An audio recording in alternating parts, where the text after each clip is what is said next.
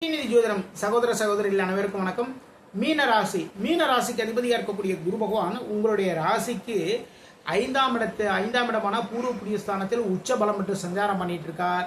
இந்த டயத்தில் குழந்தைகள் மூலமாக நல்ல விஷயங்கள், பூர்வீகத்தின் மூலமாக நல்ல விஷயங்கள், பூர்வீக சொத்துக்களின் மூலமாக நல்ல விஷயங்கள் எல்லாமே நடக்கும். எதனால்னா ஐந்தாம் இடத்திலிருந்து அவருடைய பார்வை 9ஆம் பார்வை உங்களுடைய ராசி மீது பதிக்கிறது. 7ஆம் பார்வை லாபஸ்தானமான 11ஆம் இடத்தில் பதிக்கிறது. மிக மிக மிக நல்ல சிறப்பான ஒரு மாதமாக இந்த மாதம் உங்களுக்கு அமைகிறது. அதே நேரத்தில் சனி பகவான் உங்களுடைய ராசியில் சஞ்சாரம் பண்ணிட்டு இருக்கார்.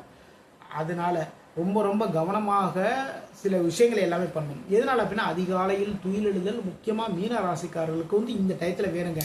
நீங்கள் காலையிலே எழுந்து காலையிலே எல்லா வேலையும் பார்க்க ஆரம்பிச்சிங்கன்னா பல விதமான நன்மைகள் உங்களை தேடி வரும். ராசி அதிபதி 5ஆம் இடத்தில் உச்ச பலம் பெற்று சஞ்சாரம் பண்ணிட்டு இருக்கிறதுனால பூர்வீகத்தின் மூலமாக நன்மைகள் எல்லாமே வரும். நீங்கள் எதிர்பார்த்த நல்ல விஷயங்கள் எல்லாமே நடக்கும். குழந்தைகள் மூலமாக நல்ல விஷயங்கள் எல்லாமே நடக்கும். இந்த டயத்தில் மீன ராசிக்காரர்கள் குழந்தைகளுக்கு தேவையான அதாவது நம்ம வீட்டில் இருக்கிற குழந்தைகள் மட்டும் கிடையாதுங்க, வெளியில் இருக்கக்கூடிய குழந்தைகள் கூட சரிதான்.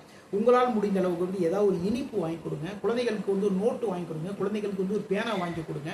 தொழிலில் முன்னேற்றங்கள் ஏற்படக்கூடிய மாதமாக இந்த மாதம் மீனராசிக்காரர்களுக்கு அமைகிறது. இருந்தாலுமே சோம்பலை விரட்டினால், சுறுசுறுப்பை கூட்டினால் வாழ்க்கையில் மிகப்பெரிய மாற்றங்கள் எல்லாமே மீனராசிக்காரர்களுக்கு சேரும். மீண்டும் அடுத்த பதிவில் சந்திப்போம். நம்முடைய ஸ்ரீநிதி ஜோதிடம் சேனல் லைக் பண்ணுங்க, ஷேர் பண்ணுங்க, சப்ஸ்கிரைப் பண்ணுங்க.